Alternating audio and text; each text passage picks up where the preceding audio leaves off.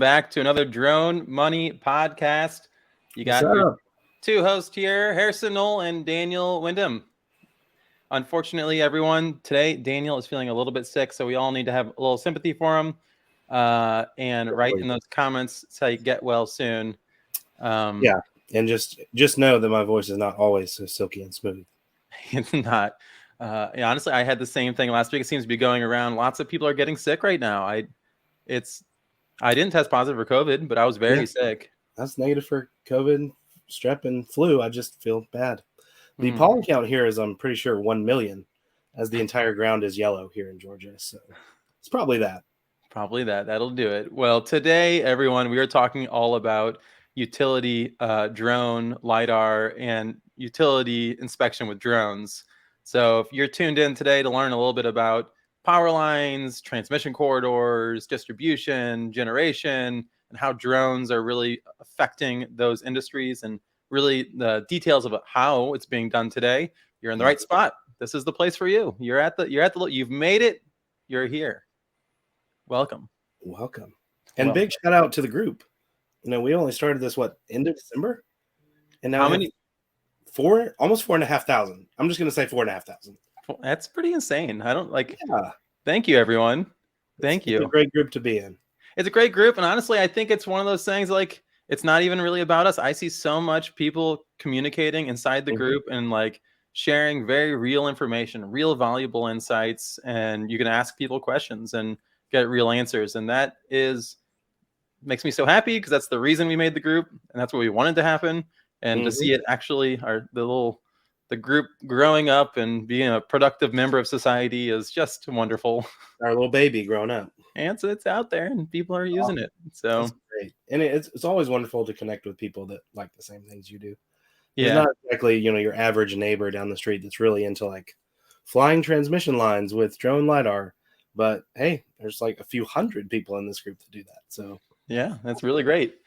Well, let's kick it off. Let's talk a little bit about drones and utilities and inspection and monitoring and all the things that go along with it.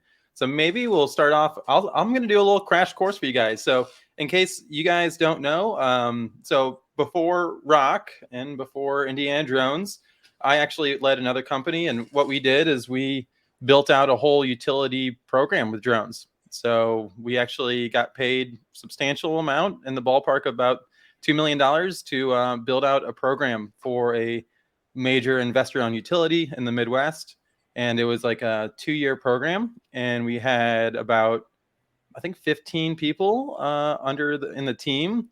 And it was a kind of a private public, it's we were a company, but we worked kind of internally with our team to really establish how they use drones in their asset management plan.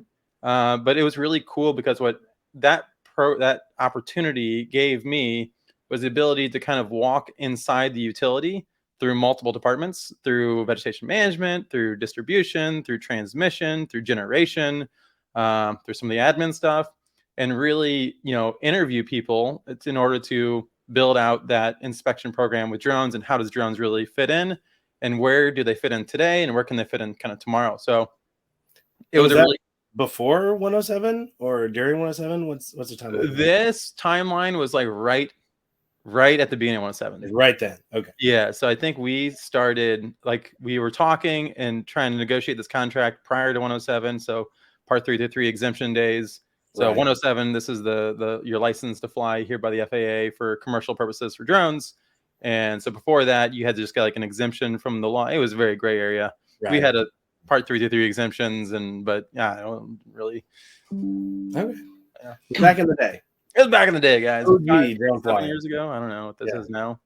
Nice. But anyway, so yeah, I kind of want to talk to you guys about, what is the utility doing? What are their problems they're faced with? And then I can get into some real details. I have some pictures to show you too. So you'll see some cool examples.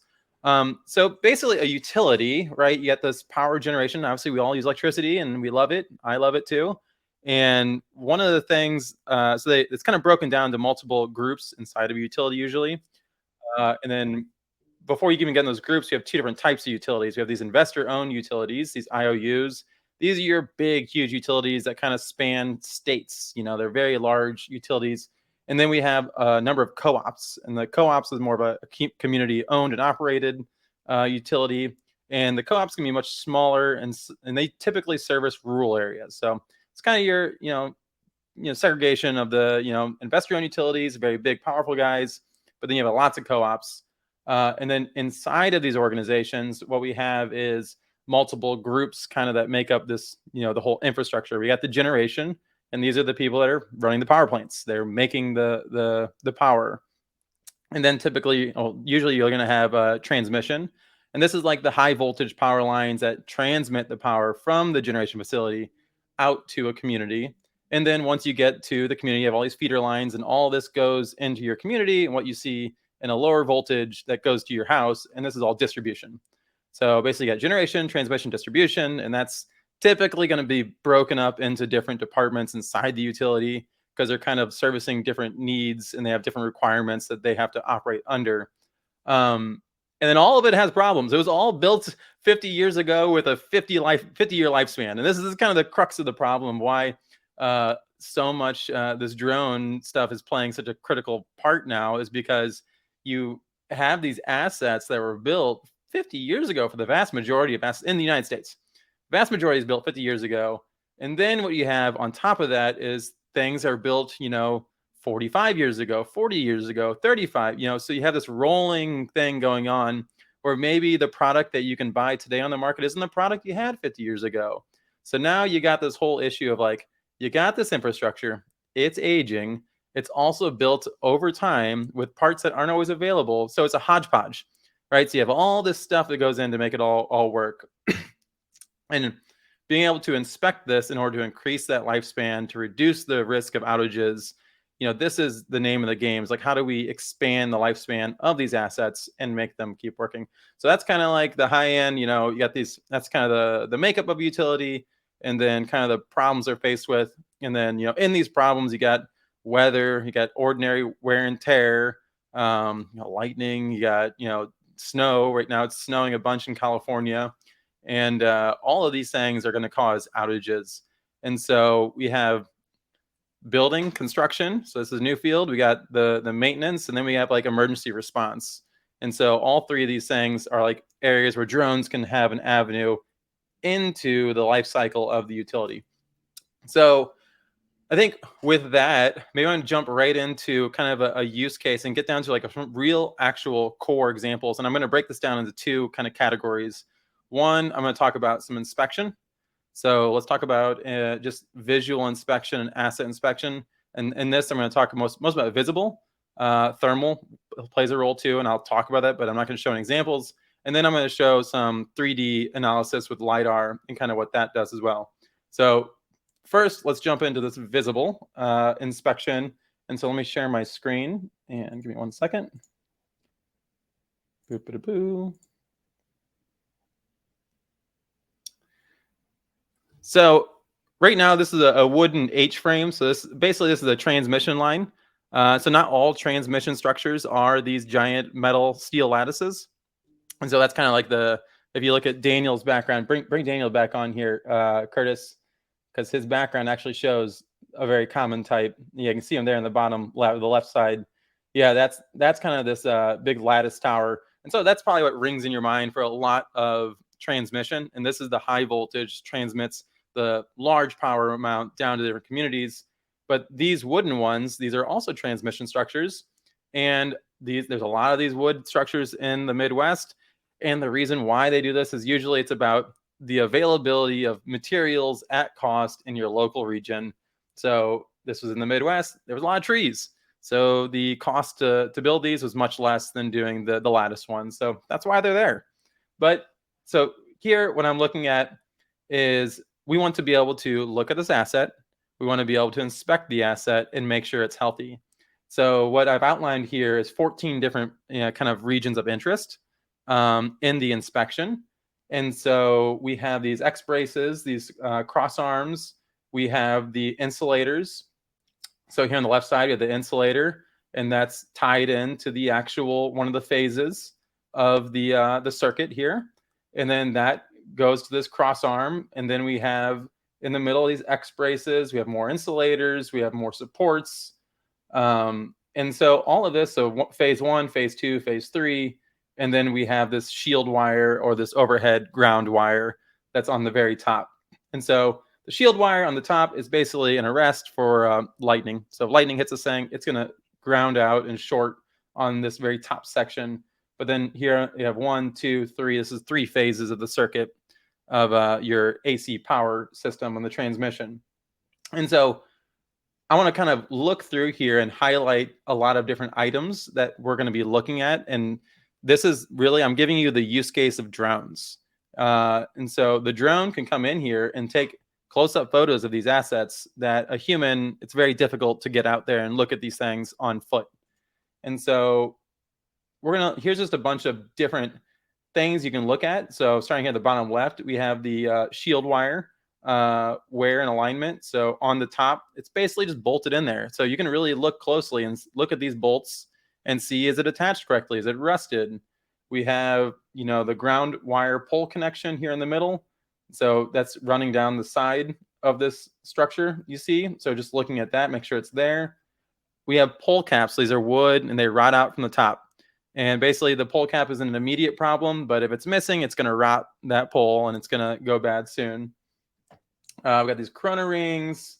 Really, I think getting into these weight placements, static bars, snoot clamps, loose bolts.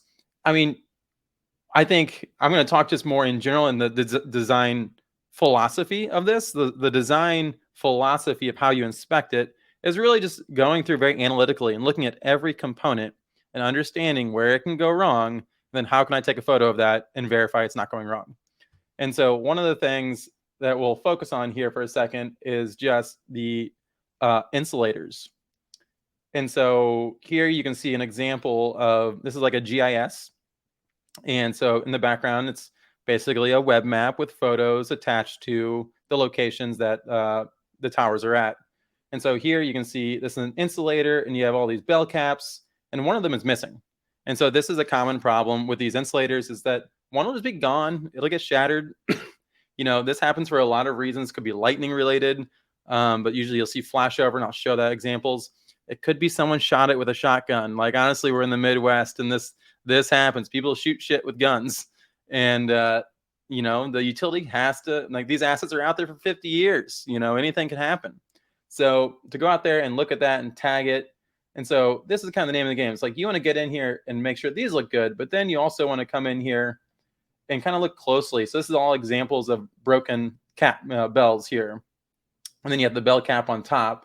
And so if I look closely, kind of what I see on this one is you see a bunch of rust on one side. Now that looks like it might just be rust, but if you see a bunch of black soot, and I think I might have a picture of this, excuse me. Yeah, you see like this down here, like you see this this fading right there. So this is the granularity of photo that you're trying to look at. And that right there is probably from some flashover. So basically an arc of electricity went over the insulator onto the line, or from the line into the pole down to the ground. And it's just, a big spark, and it leaves a little black soot, carbonization. And so you're looking for all these indications. And then I don't have a photo of it, but underneath each one of these, there's a cotter pin. So actually each bell is attached to the next bell, and there's a cotter pin that actually connects them. So making sure that cotter pin's there. And then similarly, there's a cotter pin also, if I have a good photo of one. Yeah, here on this this boot, this clamp. So there's also a cotter pin on this. So that's what we're looking for. So when you come back and you're looking at these high, resolution photos and you want to zoom in, we're going to look at the actual hardware. We want to see, is that cotter pin there? We want to see, is the joint where you're attaching the wood to the wood, so you're on this X brace. We want to see, is that bolt going through? Is it worn out? Does it look like it's... So these are all the different things that you want to be inspecting in your visual inspection. And tagging it, make sure it's there. So I think that's a high level of view. Now, if we talk about thermal, so heat, one of the things that you want to be seeing is like If there's a lot of heat buildup, usually that means the power is going. So heat from electricity is because current is going through a highly resistive material. And if you're going unimpeded, there should be a uniform heat signature. But if now all of a sudden it's getting impeded and maybe it's arcing and going down into the ground, it's basically that would be going through something that's getting heated up and it's high resistive. And so that's what you're going to look for a thermal. So let me jump over and end it there. So we can come back to this later. I'm going to get off my soapbox for the visual inspection and then get back on my soapbox for the LiDAR stuff. Sweet. Okay. Do you feel taller when you're on the soapbox? Because you're already tall. No, I just maybe, I don't know. If I got on a soapbox, I still would not be as tall as you. Did all that stuff make sense? Am I just ranting over here? Yeah. No, we're not live yet. Don't worry about it. We're not live. Okay, good. No one saw that. No, that's really enlightening to me because I haven't really done any of this utility stuff. Mm-hmm. But it makes sense, and you can tell the volume of assets just on one transmission tower. Yeah. Across thousands on one line times hundreds of lines, even just for one provider. So there's no way that they can take a look at it in the traditional sense. Oh, it's not happening. It's just not happening. You can't get good enough resolution really from like a plane. Like they use helicopters and stuff like that, but that's super expensive. They do use helicopters and they do the LiDAR stuff. Mm-hmm. And the regulations basically like you need to have it's a 30-degree inclination Mm-hmm. of your camera taking a photo of the whole structure. And that structure must Mm-hmm. occupy 80% of the photo.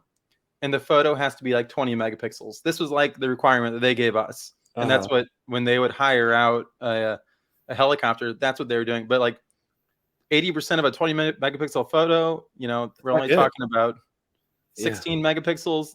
Can you see a counter pin in that? And so see an insulator.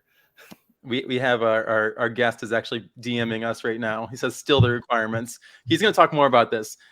So let me talk about LiDAR for a second, and then let's talk about our guest that's going to come on today, who has a lot of experience, who's doing this today. So I may be dating myself about the knowledge I have, but Noah's doing it today, so he'll be on in just a second. Let's talk about LiDAR, and let me share my screen and bring up the this LiDAR data set. If you all just bear with me. So on the other side of things, so we have the visual inspection, and now let's talk about 3D inspection with LiDAR. And so here I have a circuit power line, and it is cutting through a neighborhood. So this is basically flown down and back. That's all this is. This is an R2A LiDAR system from ROCK, and it's flown down and back. And then what we've been able to do is classify it. And so you see the red, this is actually the 3 phases of the power line. And then we have the tower here. And then obviously those are trees. And what you're seeing around the trees, these are basically encroachment regions. So we're able to classify the data and then see the encroachment of the trees to those power lines. And this is I'd say level 0. So level 0 is just encroachment today, what it is right now. Mm-hmm. And so is it touching now? And this is very useful. You can see the use. Obviously, California's had a bunch of wildfires from trees touching wires and then catching fire. And then the next level of things is starting to look at things like fall in. So if this tree were to fall over, so how many trees do we have in these risk categories? And so one of the cool things is that you can basically now using software get a lot of this information for you. And so you're able to just fly it, upload it to a software, and then get the analysis back to make decisions on. And then what this is end up doing, so you see all these little light green, lime green squigglies, those are actually shape files. These are actual vectors around those encroachment areas. And then you can see here on the map view, all of this is you can see on the map view here, but you can import it directly into your GIS software. And that's what utilities are doing. They're going to go and look at all that encroachment, map it with LiDAR, calculate the encroachment. At the end of the day, though, they're going to be looking at a map that has some squiggles on it that says, go cut tree here. And that's really all they need to know. And putting it in perspective, vegetation management is a huge budget line item of the utility, because I don't know if you knew this, but 50 years, trees can grow quite a bit. So, you got to cut that stuff. Mm-hmm. So I don't know, Daniel, isn't this LiDAR data set though, just in general, just stepping back from talking about what it's used for, I just think it looks so pretty. Well, think about the detail too. I Yeah. mean, that those wires aren't that big on a distribution line, and they're covered up with trees by their very nature of having to have trees removed. So, I mean, you got all kinds of layers in there. I love seeing all the classification. I know, me too. I want to zoom out, look over here. You can see this is I flew this. This is something I flew. I flew this whole thing in, I think it took me like 2 hours, something like that. It only took me 2 hours because there was so many trees I had to relocate Mm-hmm. to like go and get the different areas. Yeah, visual line of sight was kind of difficult on this. I'm turning those trees back on. Look at that. And you've got custom classifications in there too, right? Yeah, these are all, you see tons of classes, right? Mm-hmm. Yeah, you can even see, here the transmission line cuts out, and then we have so here's something else. So everyone knows, like when you look at a line, you see some wires are really high in the air, some of them that are kind of close to the ground, and oftentimes you'll see the ones that are kind of close to the ground, they look all jumbly, and you got a bunch of bird's nest going on there, and those are all your communication lines. So those are like low voltage, like that's not going to cause a fire, and typically it's like your local cable TV dude who's just like bolting stuff up there, and just like, so there's multiple entities actually attaching crap to these assets. Yeah. But you can see here, my local EMC, they had internet installed, and there's just bulk wire on all these different poles, but it's 5 feet above the ground. It's fiber. Yeah, I don't know. We can come back to this, but let's I'm gonna great. stop. Yeah, it looks pretty cool. What do you guys think? Ask some questions about this. I'll keep this data set open for later, so that way we'll get to your questions if you have any questions about the data set or back into the visual stuff. But why don't we go ahead and move it over and talk a little bit about this? We have a new use case, I believe, that Curtis published in ROCK. So we have a pretty cool use case story. So if you guys want to learn more about this and read after the video, and you can come and look at this use case, I think Curtis is going to share it here in 5, 4, 3. Look at that. That was a very Wayne's World moment. In 5, 4. Oh, yeah. I forgot the hand motion. Wayne's World. So case study using ROCK LiDAR to inspect power lines across California. So we have an awesome story here about Surefire, and that is the name of the company, and then Noah Carr is the person. So Surefire has been using ROCK for a few years now and been an awesome customer. We really, really like working with these guys, and they do some really tremendous work and have just grown tremendously actually in the past couple of years. Like from what I've heard, I'm obviously not internal to their company, but I think we should actually bring on Noah Carr and ask him those questions. So why don't we bring on Noah? Hey guys, how's it going? What up, Noah? Thanks for having me. Absolutely. Welcome to the Drone Money Podcast. Yeah, happy to be here. Excited to talk about LiDAR and power lines and drones and all the good stuff. So for everyone, this is Noah Carr. He works over at Surefire, and he has been doing utility mapping and inspection with drones for how long now? Well, specifically with the LiDAR, it's probably about 3 years now. Drones in general, almost 10 years. I've been doing it for a long time. Kind of turned it from a drone hobby into a career. So fortunate to be able to, I feel like a lot of us in this sphere, to be like, okay, something I really enjoyed doing, be able to turn it into something that makes money and I can live off of. So it's pretty awesome. Totally. So why don't we go ahead and kick off this section with Noah here. And, I'm really happy to have you on the show. It's awesome. I think a lot of people watching right now are going to get a lot of value from listening to you. You have a lot of experience and expertise, both just, doing it hands-on, but now leading. So like both in like manual, like I went and did all this stuff, but also now I'm kind of, you're project managing a bit now and kind of leading larger initiatives, and kind of hearing that story, I think will be really cool for everyone watching. And then, but also just understanding about where you're at right now. So could you share with everyone where you're at, what the company you work for, and what does Surefire do, and what do you do there? Yeah, so I mean, Surefire is the company I work with. We are a QA QC company primarily. We do utility inspections for major utilities all throughout California and across the United States. And I kind of came into the company about 5 years ago, and we started a drone division. And so that drone division now does utility inspections as well. Anywhere from what you were talking about earlier with visual inspections with cameras to all that hardware and everything to thermal inspections of the hardware, substations, everything like that. And then also majorly here is the LiDAR component of it. And so kind of Surefire was founded back in 2006, I believe, and really on the basis of doing the utility inspections because it was all in-house with the utilities initially. There wasn't really any third parties doing it, and it kind of was a conflict of interest. So that's kind of where we come in, is trying to bring an unbiased perspective with quality people who know what they're looking at. A lot of the guys that work for us are retired linemen. They're all union that come from the union halls. That's awesome. So we have the experience of what we're doing and looking at these, lines were involved a lot with new construction, not just existing stuff. So, for example, I was out on a project a couple weeks ago. They're building a new 600 kV line through Los Angeles, and we're out there inspecting all the hardware that you're discussing at the beginning of its life. So we were kind of looking at stuff that was at the end of its life. We look at it at the beginning of life to make sure it's installed correctly for the longevity, make sure those cotter keys and bolts don't come loose.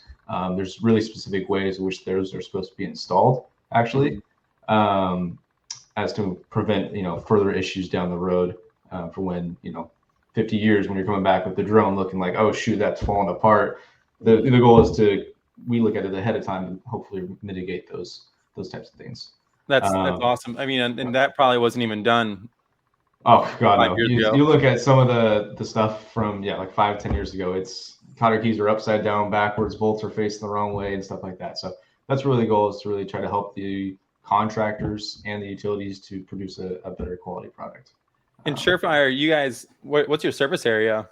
So we have 2 locations in California. We're down in Temecula, which is just north of San Diego, and then we have a location up where I'm at in Sacramento. But we service all across the United States. We've done work all the way over in like New Hampshire, on the East Coast. So we go all around and do work for everybody. But right now our main hubs are in California. Yeah, you guys are crushing it too. From everything I keep seeing and hearing from you. I mean, Noah, you and I have been talking for a couple of years now, and I've been watching you guys just kind of steadily and consistently grow and broaden your offering. And I think really like what you were saying. So Surefire having a wealth of knowledge with the linemen, so linemen, these are the guys inside the utility that were out there actually doing the maintenance, doing the inspection, doing the installation. But having that on your team provides you with a wealth of knowledge that what to look for and how to look for it. Exactly. Yeah. So and then that's really where the value of the people we have looking at the data is, and then we're able to provide another value on the front end of how we collect that data, whether it's from the ground or with drones in the air. So it's really trying to hit it from both fronts of the quality of the history of the old school line of ways that linemen are doing things, but also the new school way of collecting data and really bringing that efficiency to everything. Can you tell us a little bit about how you guys are collecting data today, and like what does that look like inside the company? Yeah, so I mean it's 2 ways. Like it's from the ground. A lot of the guys are on the ground or there when the stuff's being built, so they have cameras that they utilize from the ground. And then once stuff's finished and we got to do large volumes, we use drones to go across and collect that data, just like you were looking at that H-frame. There's really a nuance to actually collecting that data because of the way that things are installed now. You have to be aware of the way the hardware is facing. You want to be more efficient. You don't want to go out there and take a picture of a bolt, but it's the head of the nut. It's not where the cotter key is on the inside. It's a useless photo. So really understanding how hardware is installed and then actually being able to go out and capture that efficiently is super important. So we're doing both, LiDAR, visual inspection, thermal inspections, and then from the ground. So we're doing, and then when you capture that data, like what are you guys putting in GIS, I assume, or? Yeah, GIS, we're mapping it and we're using it to locate, and then we're attaching those photos. We utilize a couple of different softwares. We're still, data is a huge thing for the utilities. That's the hard part, is when you're going out and collecting, they're like Daniel said earlier, you're collecting, say 15 images per photo. Now that's on a low side, or per tower. That's on a low side. And you do that for 500 towers, because Yeah, that's it's a lot a of fun. lot of images. Yeah. And if they're just in files, it's super hard to be like, okay, which one's the correct photo and what is actually actionable data. So that's the real challenge for the utilities is transferring that data that you collect into actionable data, and being able to classify that to where it's like, okay, this is an issue, but it's not really an issue. So the utilities aren't getting overwhelmed. Yeah. And I think Yeah. that's one fear. A lot of utilities, oh, there's too much information. I'm getting scared. This is too much work for us. Well, it used to be out of sight, out of mind. We'd know when Well, it stopped that working. used to be for some people still. Yeah. Yeah. It still is. That's kind of the Yeah. problem. And Right. that's where the expertise that we have comes into play. It's like, okay, we know what's really going to be an issue, what's not going to be an issue, what may potentially be an issue in the future, and we can classify those on a level of like really high priority, medium priority, low priority, and stuff like that. Well, I mean, even whenever I was doing this project, not every even asset they had was even in the GIS yet. They had like a team of like 8 people just taking stuff from the real world and putting it into their GIS, an online map. And so like we were out there inspecting some assets that weren't even on. Yeah. Well, a lot of it is they don't have drones before. So a lot of places are really hard to access by foot. Or impossible to access by foot. Yeah. So the drones are really able to get you into spots that you typically can't get into. And it allows you for more information. What about like timelines? So I know like one of the things that, I was going up against with the utility is like, they did LiDAR and they did these 20 megapixel photos. And so like that was kind of like they did it from helicopters. Yeah. And but the timelines that we were talking to, because I was talking to like the head of vegetation management at the group I was with, and he like at his desk, he had a pile of hard drives. And so they would literally go out, the country would go out and fly. And he was like, it'll be like 6 months before we get data. And it's just going to be a hard drive that they give me. Yeah. And so like, that was like almost like a 6 month to even more than 6 months turnaround from going out to like getting like, that's the big thing. I think they've gotten better, at least the utilities we're working with here in California. I would like to say, I think California in terms of where they're at is a little bit ahead with maybe some other places in the country.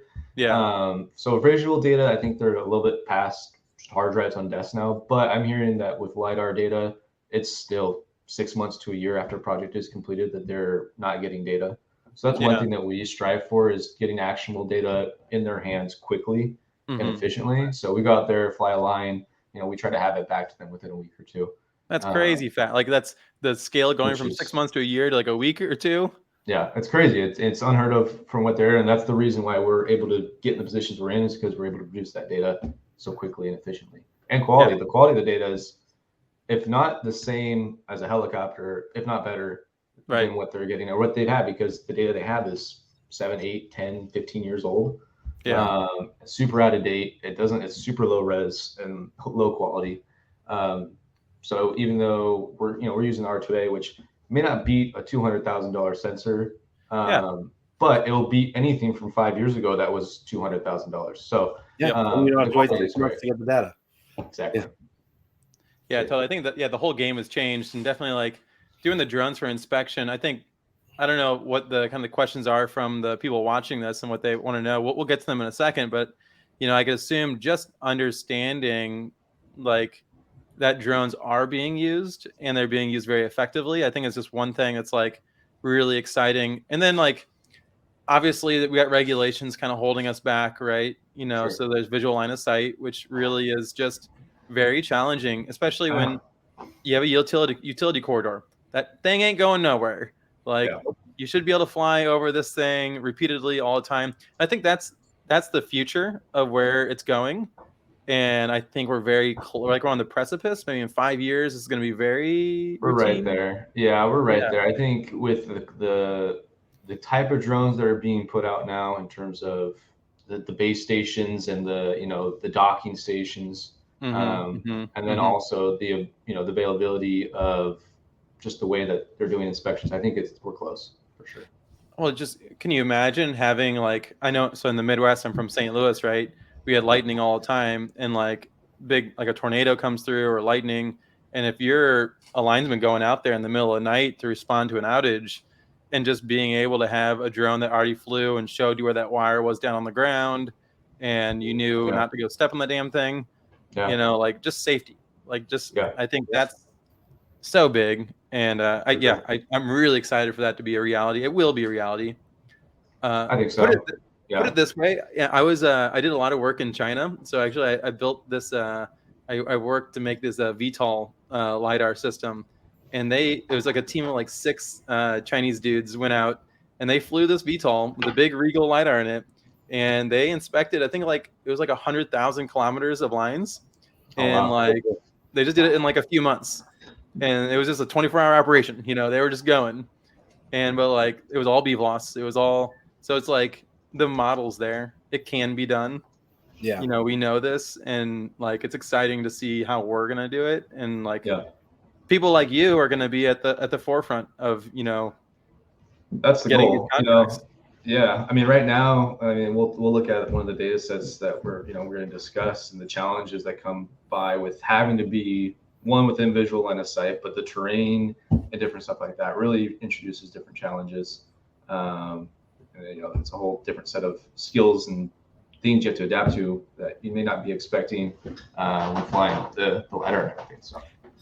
Noah, can you share with us a little bit about your background? Like how did, like, you as a person, where'd you Yeah, come I mean, from? How did you get into this? I came from my parents. That's where the start is. Huzzah. Yeah. But no, Podcast is only so long, Noah. right. At least start in elementary school. Yeah. We'll start way at the back, way at the beginning. No, so I mean, I kind of my start was I grew up, high school, really got into drones and really enjoyed and saw a future in that, and kind of thought that there was an industry for it even back then, and pursued it a little bit and did some different small jobs here and there. Enjoyed it, but ultimately was like, okay, I got to find a career. It was a hobby. It wasn't a career. So coming out of high school, I had a full-ride scholarship to a college. Ended up not deciding to go there. Ended up deciding to go to lineman school to do trade. So actually kind of work exactly in what we're doing. So I went there, I completed lineman school, and then went and worked with some of the utilities for about a year. Really got experience hands-on with a lot of the stuff we're working on. That's kind of where my experience comes from, is actually, working with these lines. I've climbed one of those, that H-frame that you showed. I've climbed them. Those insulator belts, I've installed those. So I know what it looks like, what it's supposed to look like, and kind of really adds a little bit more expertise or diversity to what I know. But after a year, I was like, you know what, screw this. This is not what I want to do with my life. I don't want to be climbing poles and out in the rain and the snow and traveling all this, every single week for months on end. It just wasn't the type of lifestyle I was looking for. So I ended up going back to school for electrical engineering and needed a job. So I started working at Best Buy. And lo and behold, after a few months working there, I sell a TV to my now boss.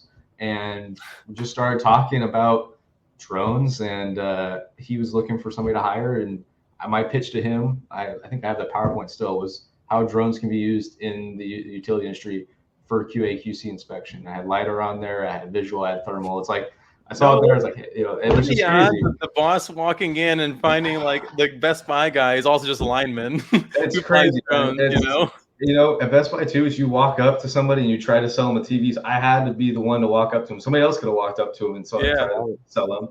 And so, I'm very fortunate. I'm very grateful for the position I'm in now from where I was. And kind of how it happened. It's like, well, 1 in a million. Like I don't think that would ever happen again to me. It was kind of a very lucky thing. I'm very grateful. Fate, but you put yourself out there and you made it happen. Honestly, like I think, you shot your shot and you won. Shot. I made it. It's great. Yeah. So I worked for Surefire for about 2.5 years, doing just other things, kind of learning the company and learning how things are run and the systems, the QA/QC side of things. And then a couple years ago, the owner, Frank Flores, great guy. He said, you know what, we can start that drone division, and you're going to be the head of it. So I've been able to do all the procurement. Harrison, we got in contact with you early on with when the R2A was, I kind of think, first rolling out, right? Yeah, very beginning. The early stages. You guys were great. We got the system, and it's kind of been running off from there. I'm very fortunate, it's the lead pilot. I still pilot from now, now and again. And I'm running the team. I'm running this big project from each utility up here, where we're on 15 different projects within the utility, doing LiDAR drone inspections on every single one of them, and kind of just expanding. It's been going really great. So it's awesome that I was able to turn a hobby from high school to now a career that I actually do enjoy and, want to come back and work to do every day instead of work before. I was like, this isn't for me, Right. So yeah, very that story is being told by so many people right now across the U.S., across the world, probably. It's like, just because 5 years ago, it really was basically a hobby. Like, it didn't exist.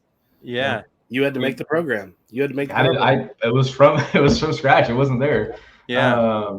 So yeah, no, it's cool to be in the forefront. I think, and even 2, 3, 4, 5 years now, I still think it's the forefront. I think we've only scratched the surface of what we can do. I think we're definitely getting closer to the mainstream and really being what it's really worth. But that mass adoption still isn't there. There's still a lot of utilities, a lot of contractors that don't use it. That it's a really big thing that I think is going to get even bigger and bigger as we go. I talked to someone recently, and they basically just every lineman they have, they're making them get 107, and they give them a drone. Oh wow! Yeah, so like every. I don't want to hear that. That's going to put me out of business. I don't want to hear that. No, I think that's just like spot inspection, right? But I think these are Mavics, not LiDAR flying around. No, it's smart because those things now are super user friendly. You can throw them up; they can get high quality images. As long as they're trained properly, you just want to risk them flying straight into a line and okay, there goes there goes the power. But I was gonna say, in that project, what we did, one of the things we were like testing, like, what does a drone do to the power line? Like, what could it do? And honestly, like, I don't know, like, not. I was at a conference, it was Distributech. It was maybe 3 weeks ago, and I had an engineering company ask me, they're like, what can you tell us a drone will do to the power line? I was like, I have an electrical engineering background and stuff. I can't tell you. We don't really know. There's been tests, but electricity is so unpredictable. It could cause a problem. It could not. I'm not going to sit there and be like, it's 100% safe. We're all good to go. I'm not going to be the person to do that. But we can put policies. Let me be clear. I'm not saying that either. I don't think anybody should. No, but one of the things that we did do, they gave us a bunch of insulators. They gave us some glass bells. They gave us some ceramics, and I just sat there with a hammer, and I had this hammer, and honestly, we bent the hammer. I'm sure those things are durable. It's very durable.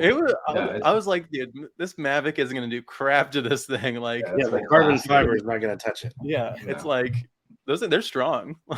They're very strong. But they're very strong. They're well built. They're well built. But it's the power side of it.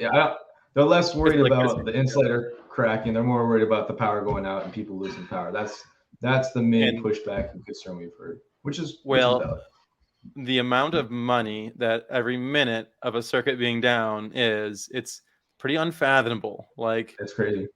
Yeah, when you look at because we had to also they were talking about us getting insurance, like in case something did happen, and they were talking about liability, like what could we be liable for, and it was like every minute was like millions of dollars, and it was like, well, there's utilities.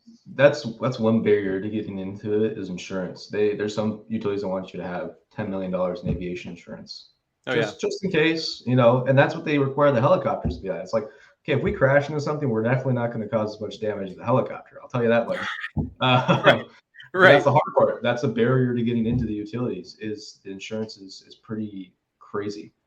Yeah, no, definitely. Why don't we? So you have a data set and an example you wanted to share with us today? Yeah, absolutely.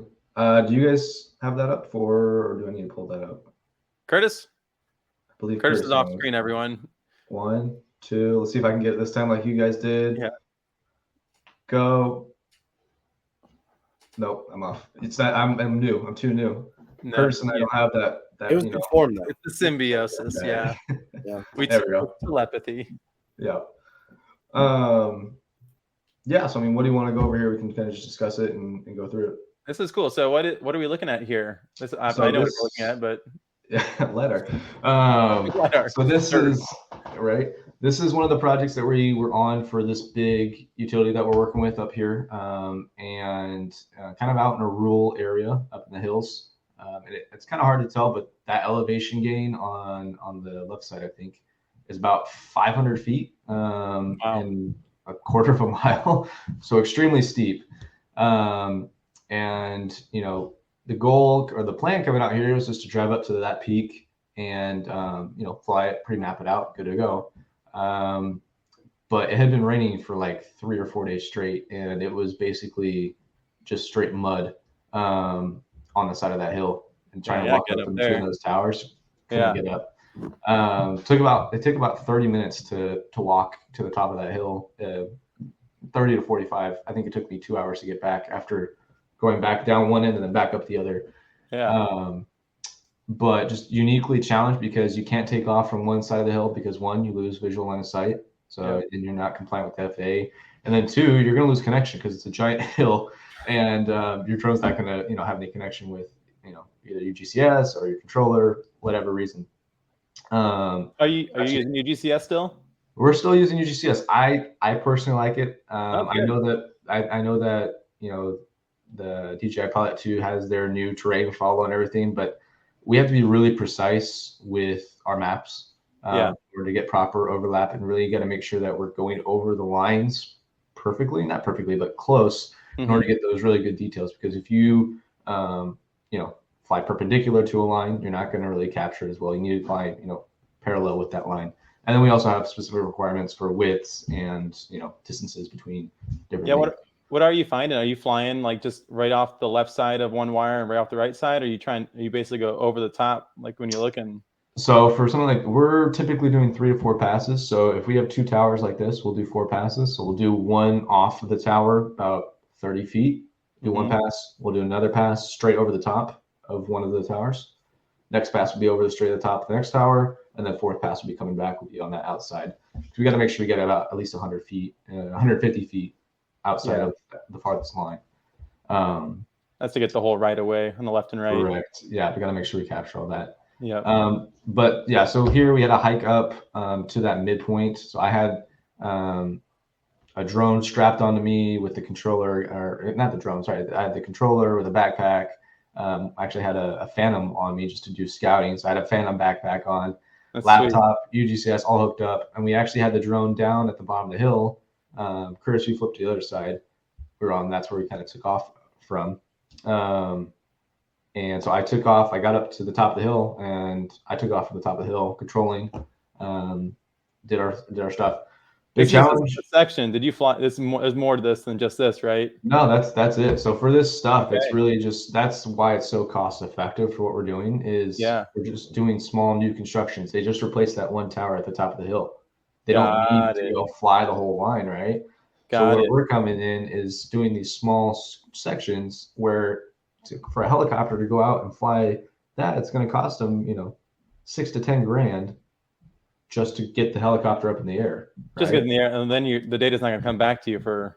It's going to take 6 months to a year. Yeah, right. So we're able to mobilize within a week, get the data, and have the data within another week or two. So that's a big drive that we're going for, and seeing with what we're doing is these new construction, small sections, rapid response, rapid delivery.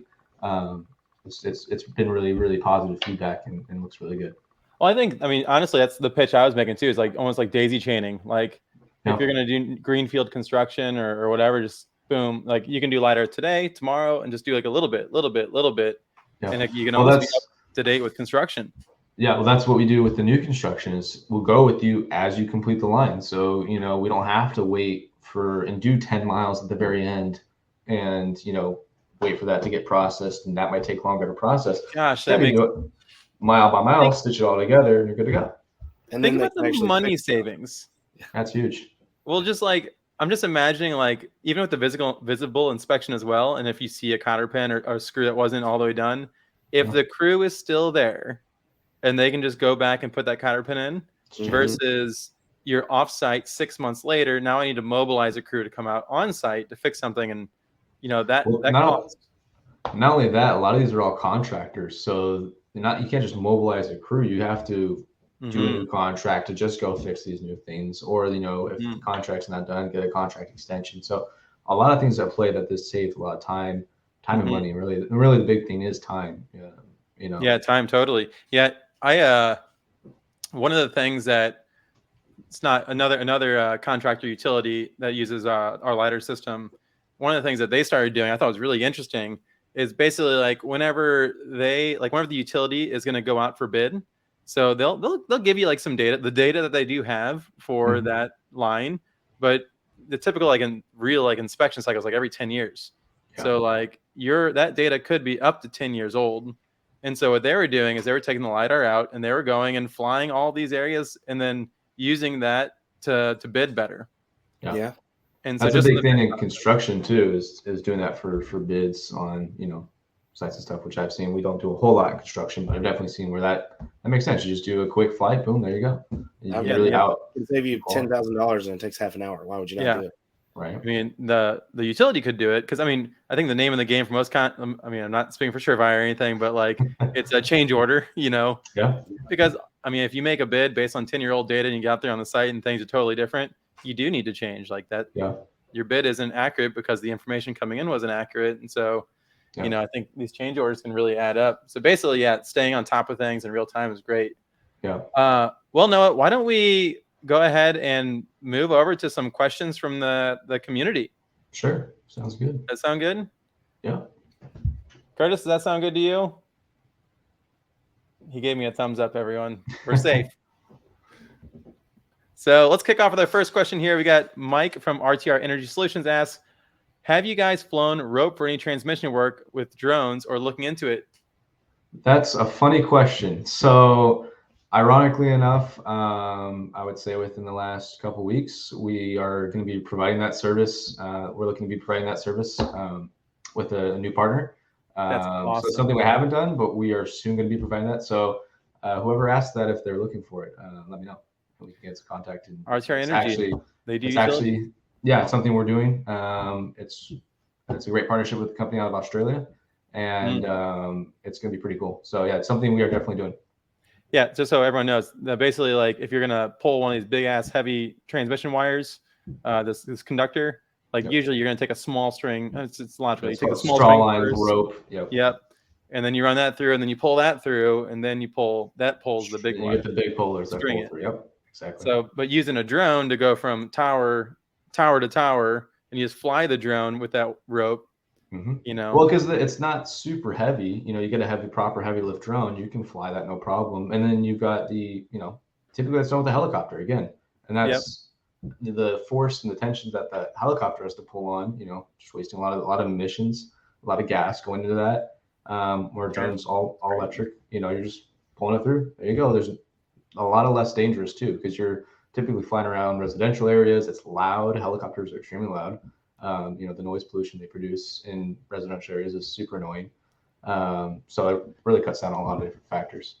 So I guess if he wants to reach out to you, can he reach out to you after this? Yeah, absolutely. I don't know if Curtis, you can put my email in the chat or something like that, but please feel free to reach out. Awesome. More information.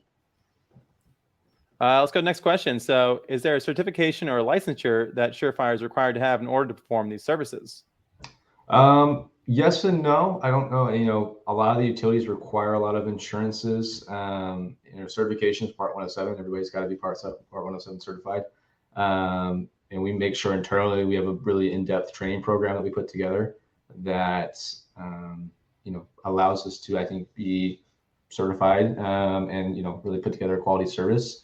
As terms of, the utilities, they look for cybersecurity, they look for insurances, it's really in-depth. So when I talked about earlier barriers, that's one of the barriers of getting into utility work is just insurances and requirements from utilities for cybersecurity, data management, and a lot of things. If you're just getting into this by yourself, solo, it can be difficult, but it's possible. Definitely possible. You just got to have, the ability to want to do it, and a little bit of knowledge goes a long way. I definitely recommend you go after the contractors and the engineering groups. A lot of utilities can be difficult to get into, but those are kind of a back end way to get in and kind of get started that are a little less stringent compared to the major utilities. I totally agree. Yeah, going right to the contractor. I mean, what's the big one? They're obviously you guys. Well, we're not. I think I wouldn't say we're a contractor. We don't build anything. We're more of just like a subcontractor per se. When we do stuff. But like contractors like that actually build the lines, right. Utilities like Southern California and stuff like that, they're not actually building the lines themselves. They hire out to contractors to build those lines. Right. And those contractors have to follow requirements for LiDAR, for inspections, for anything like that. And then they hire somebody else to do those. So it's kind of a trickle down effect. And if you can get down into that trickle, you can get in a little bit easier. I mean, in this industry, crumbs are very big. Oh, huge crumbs. Crumbs, guys. The sandwich is billions of dollars, so Yeah. make $1 million here and there. That's all right. Yeah, that's a crumb. Yeah. Yeah, but I think in general, so there's no formal license though. There's no like, it's not No like being a formal. licensed land surveyor or something. No, So there's nothing like that. Nothing formal like that. Only in terms of formal license surveyor, ground control points have to be captured and certified by a licensed ground surveyor, at least here in the state of California, with most of the utilities. So we have to subcontract that out because we don't have licensed surveyors on our crews. Yeah. That would really be the only license thing you'd have to be worried about. Yep. So yeah, in terms of licenses or certifications, it's not super difficult or school heavy that you have to have before you're getting into it. It's just a matter of being able to get the right spot at the right time with the right people. Yeah, my experience is it's utilities. They move slow, but once they move somewhere, they're there. So slow, slow. For example, the contract we're on right now with this utility, I think it took almost a year and a half to get things in place before it even got started. So if you're just starting out, you're like, hey, I need work. Be prepared for the utilities to wait a while because there's a lot of bureaucratics and stuff like that. A lot of people that are in charge, that have to sign off everything. It's like 50 people that got to go through it, so it can be difficult. Yeah, gosh, it's bringing back. You're aware, bringing back some horrible memories. Man, it was the juice was worth the squeeze. It is. At the end, if you get it, it's way worth it. But when you're sitting there for a year being like, man, is this contract ever going to go through? Am I going to have a job? Right. Oh, no. It's definitely nerve-wracking. But once you get into it, it's great. And the utilities always pay their bills, too. They do pay their bills, yes. They're backed by the government most of the time and typically will pay pretty well. So. Yep, exactly. Let's jump into the next question. Curtis was saying something in the chat I missed here. That data set we looked at, our UGCS actually didn't break. It didn't work. I had to fly that whole data set manually. Oh, that was manual? That was all manual flight. I flew. Nice.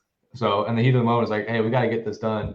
Flew that all manually. The difficult part, you're going to 400 feet elevation change, trying to keep your height consistent. If you pull up, I don't know if you can pull up the flight path on that thing, but it's like this going up the hill. But it turned out great. So, I'm not going to complain. Not going to complain. Yeah, it all works out. Okay. Many of my potential customers are opting to start their own internal drone programs, leaving contracted drone surveyors out of the equation. Can you speak this at all? So I'll say something and let you say something too. So my first thing is that what I saw is so going back, a decade now, coming to now, as I saw it all was like, first of all, no one knew what they were doing. So it was just nothing. And then it all in-house drone programs started popping up everywhere. And then all of a sudden it was like utilities like, we're going to do everything ourselves. But now I'm seeing the pendulum go the exact opposite way where they did do that. And they're like, wait a minute, we're not an aviation company. Yeah. Like, let's get somebody else to do this. So that's what I've seen, but maybe you can talk more about that. Yeah, I would say it's more of a balance now. Instead of being all utility versus all subcontractor, I would say it's more of a balance where a lot of them do have in-house programs, but they only do a small portion of what needs to be done. They subcontract out a more portion of that, or they've done it. I know one utility out in the desert who bought a $100,000 drone.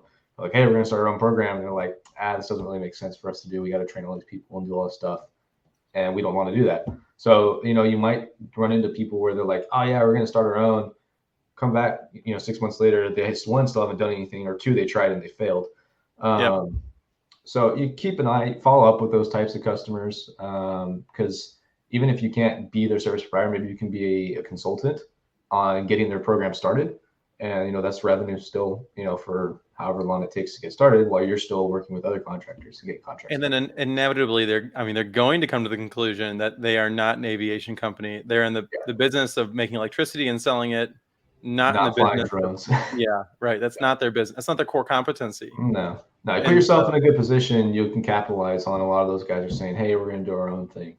Yeah, for sure. And that business isn't going anywhere. Like if you build that relationship and maintain it, the utilities are not going anywhere. So like I said, even if they do start their own internal division, they're not going to be able to do everything, and they'll quickly realize that it's a lot to do it all. So if you're you keep the contact going, then you're good to go. Awesome. I think we got 2 more questions. Question 1 of 2. I'm looking at performing facade inspections. How would LiDAR work for this scenario? Facade on a transmission tower or just like a cell tower or a building? What you looking at? what are we looking at here? What are we looking at? Harrison's got the answer. He's got a few tricks up his sleeve. He knows what to do. Let's just guess. Yeah. Speak each one. All right. Find these facade. You can do that or use the R360. It's got the 360 degrees, so yeah. You got the facade mount or the 360. Yeah. Don't miss. It doesn't miss. All right, let's jump in the next one. I don't recommend facade mounts for power lines totally because it's a lot more efficient and quicker just to do a top down. You're going to get all the data anyways. So if you're doing for power lines, stick with that top down R2A or the R360. But facade, yeah, you're looking more cell towers or what about buildings. Yeah, right.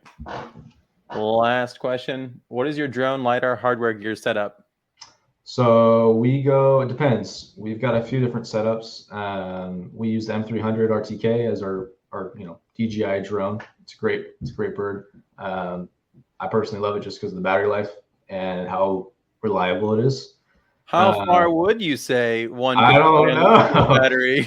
You know what? The community may never find out. We know, but the community might not know. That's a secret, trade secret. Yeah, how far? That was like 8 miles. That's 8 miles. It was 8 miles, which I don't know if Daniel. I think this is before your time on here. I'm sure you've heard the story. I'm seeing the video. You've seen the video. It's unfortunately it was not able to be posted. I can show the data set though. I can show the data set. That was yeah. Go for it.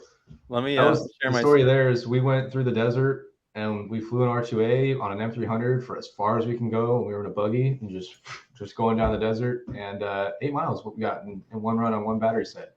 Yeah. And Harrison screaming at me not to land it incorrectly at the first time I'd ever flown with an R2A. Oh yeah. This is your that was your in-person. I was like, hey, throw me in the deep end. This is in-person training. Yeah. So we take off and then we manually flew this too because we were messing around with it doing the. No, this was programmed. I remember I sat there for like half an hour in the middle of the desert plotting points and using Google Maps elevation profile to adjust the height as we went down because slight decline. Right. It was perfect all the way up to the last tower where I had to flick it into manual mode and adjust.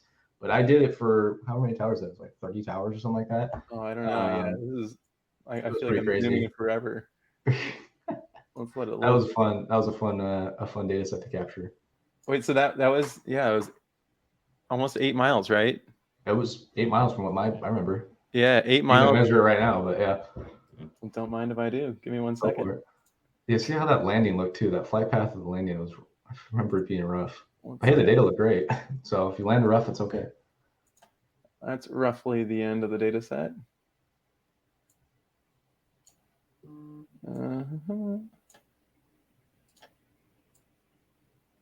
Let me just roughly pulling it down here.